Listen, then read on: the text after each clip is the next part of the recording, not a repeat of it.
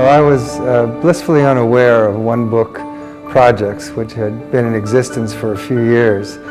I just didn't know about them until one day I ran into a woman I know, Jane Johnson, who was community service manager for the Wesley Library.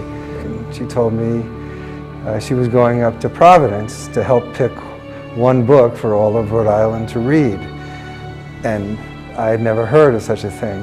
And I began learning about one-book projects, ones in Seattle and Chicago and Kentucky. And thought, well, if it works in these places, it would be a good idea to have a one-book reading project for our area.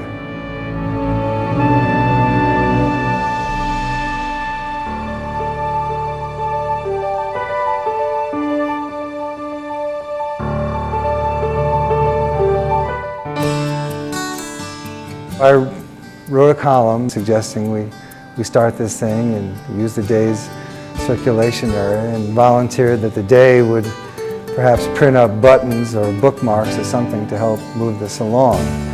And it went from there. Well, within a day or two after the column appeared, I heard from Anne Reiter here in Groton, and also Chris Bradley, who was head of Eastern Connecticut Library, sort of the mothership for libraries in this region. She was at Eastern Connecticut State University in Willimantic. I didn't know Chris, but she and Betty had talked, and they kind of took over. This thing began steamrolling. The first One Book, One Region organizational meeting was really a very pleasant surprise. Betty Ann and I had organized it, thought it would be great to do a one book for the region, and just didn't really know who would show up, who else would be interested. And it turned out that there were so many people in the area, other than librarians, who were very passionate about reading.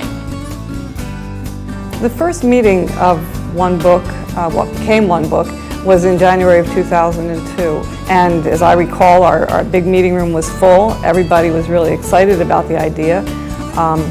I think my memory is that we met a couple of weeks later for this book selection committee group meeting, and I think it's probably the only time in our history that somebody made a suggestion at the first meeting. I guess we went away and all read or reread the book, and by the second meeting we had chosen Snow in August.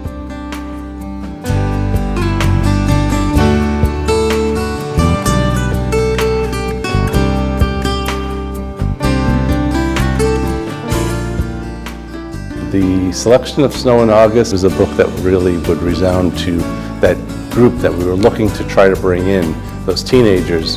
And so starting with if you think 14-year-olds to 80, 85-year-olds reading the same book, we needed to make sure we had a book that would appeal to a mass audience. I think the program's been so successful because, much to all of our amazement, the first program was so successful.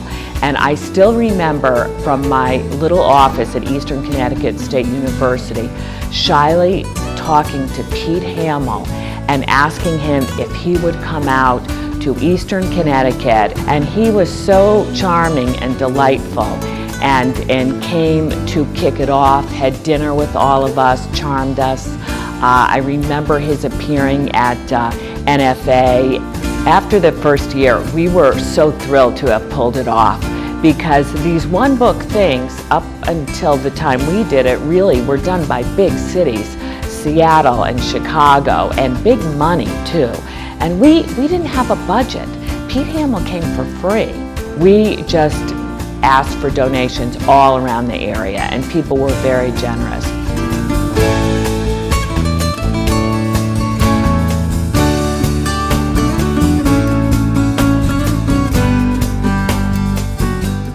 Fahrenheit 451, in terms of raising community awareness, it wasn't the book as much as some of the activities that we had as part of that. There were some great activities. There was a science film festival that people showed, and there was a production of the play Fahrenheit 451 that a number of people came and watched. So those types of things helped show that there were a lot of community events as part of just reading this book. So it worked out pretty well.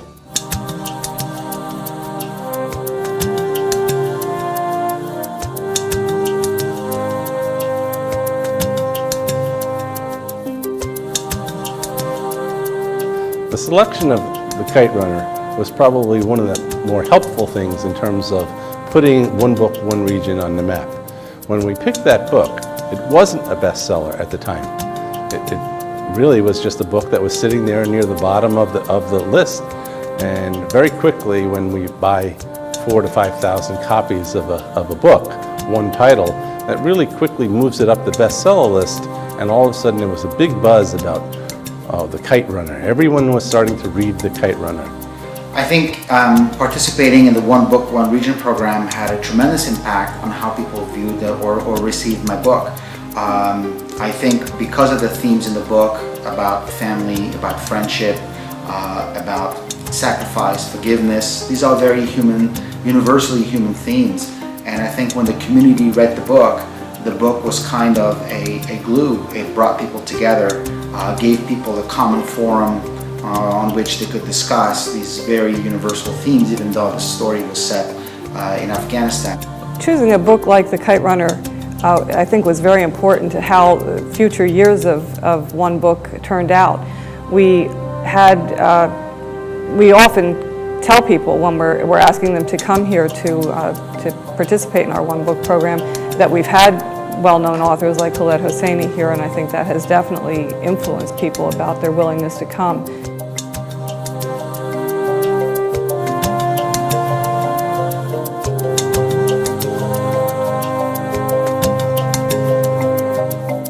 Having my book selected, Mountains Beyond Mountains, for One Book, One Region, in 2005, I think whether it was 2005 or any other year would have been quite gratifying, as I expect it would be for any author.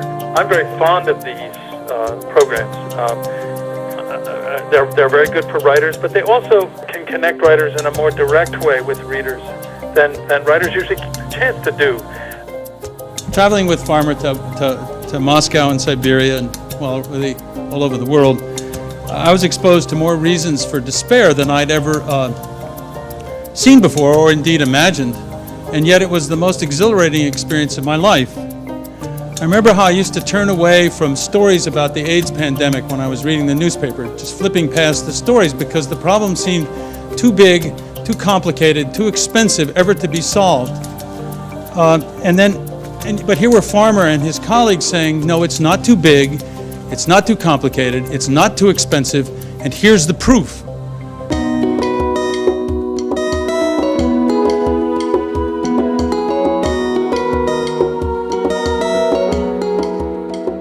In 2006, it was our 5th anniversary, and we were looking to try to do something a little different again, and we realized that there's a lot of an audience that we're not actually reaching.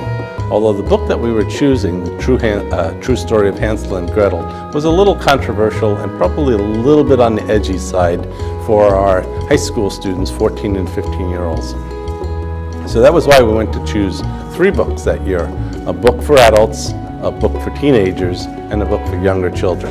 When I was invited to participate in the One Book program, I was honored. The true story of Hansel and Gretel makes the Holocaust personal for the reader. It isn't set in the camps, it is set in an ordinary village with ordinary people like all of us. And it forces a reader to think, what would I do if this happened in my town?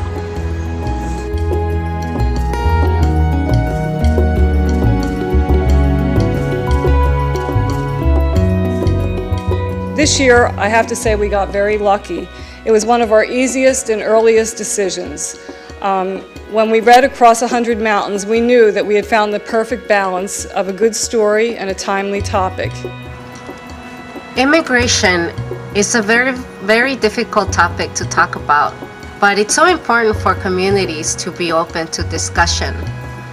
By choosing books that deal with this issue, the One Book, One Region program has been able to encourage its community to talk about such an important topic. I truly hope that by reading my novel Across 100 Mountains, people have been able to get an insight into the human side of the immigrant experience.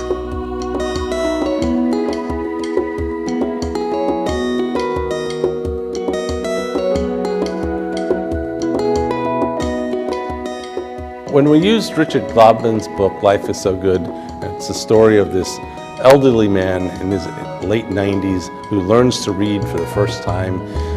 He talks about his whole life and all of the experiences that he lived but hadn't been able to read. It was an important book in terms of a great historical book, in terms of how much this one man had seen over 100 years. My first thought upon hearing that Life is So Good was selected as the title for the One Book, One Region was how proud George Dawson would have been to have heard that news. He took such great pride in, after almost a century of waiting to attend school, taking that opportunity and then learning how to read. And to share that story with so many people would have been something that would have made him so happy. The selection for Life is So Good had a great impact on the literacy movement in the One Book, One Region area. I've received many emails, and I think his story resonated with people, and his advice that he always told everyone, you're never too old, and it's never too late, was inspiring to just so many people.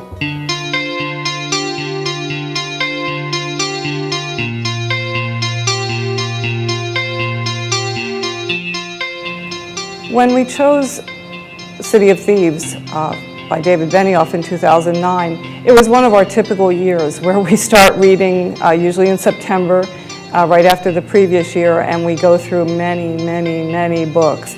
And right from the start, I think it was probably at our first meeting, Jim Landhair said, hey, I read this great book over the summer. I feel like a program like this gets a lot of people who probably otherwise would never have heard of the book to pick it up and open it and read it, and I love it. I mean, it's, you know, you work so hard on writing a novel, and before this book I had a collection of short stories, and they were, each one took me so long to write, and I loved, you know, it was great to get it out there, but probably, I don't know, my editor can tell you, probably 400 people got that book.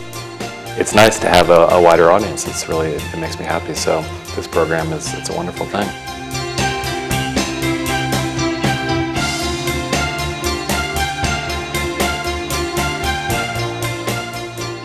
One of our committee members mentioned that she had just found a book that she was going to be using in the spring with her book club, and she told us a little bit about it.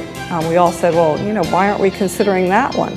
And so we all went off and read it, and we're just sure that that was the right book for our region. I was thrilled to be invited to Mystic because it's a very famous seafaring community, and my book is a seafaring journey. And so to be asked to go there was tremendous. I'm from Louisville, Kentucky, not exactly the home of all great ocean rowers. And in Kentucky, my book is categorized in transportation because we don't have nautical sections in our bookstores. So to be invited to a nautical community to talk about a nautical book was a great privilege and thrill.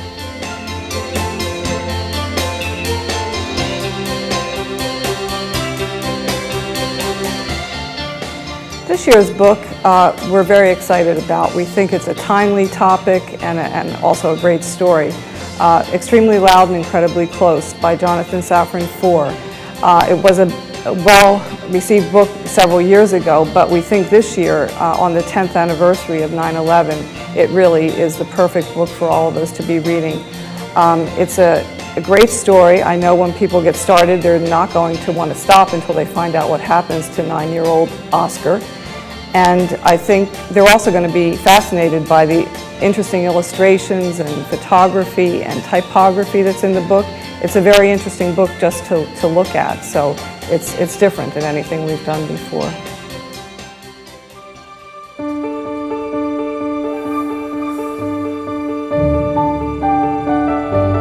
I can say with absolutely no doubt that participating in the One Book, One Region program really changed things for me. It was sort of the first domino in a chain of dominoes afterwards, and we had a number of other regions that selected the book as a read, and I think that really helped kind of spread the fire and spread the word about my book. So I'm tremendously grateful personally as an author, also as a person, for the warm reception I've received in East Connecticut, and I just want to wish you many more years of success with the One Book, One Region program. Thank you so much.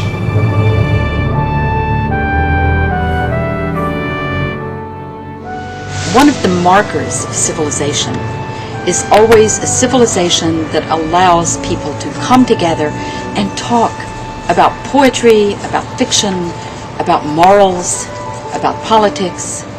And this is what you're doing in your community through the One Book program. Congratulations!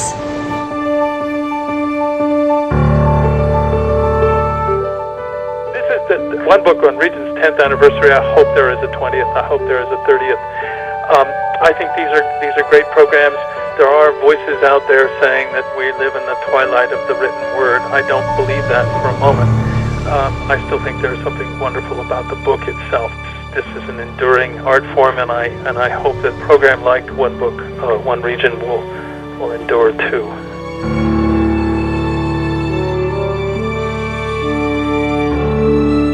I just want to congratulate you on your 10th anniversary and hope there are many, many more anniversaries to come. All the best.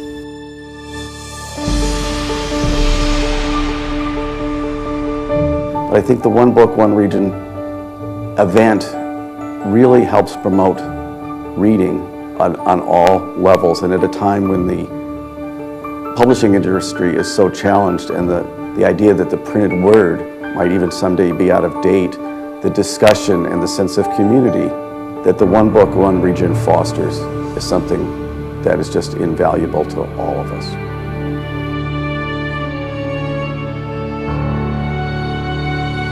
I want to thank the committee of the One Book, One Region program for its commitment to promote reading, books, and to support authors in order to enrich the lives of their community. Thank you so much for letting me be part of your history, and congratulations on the 10 years of success. The One Book, One Region program is like a bridge that connects its community to the literary world, and I hope that that bridge continues to exist for many years to come.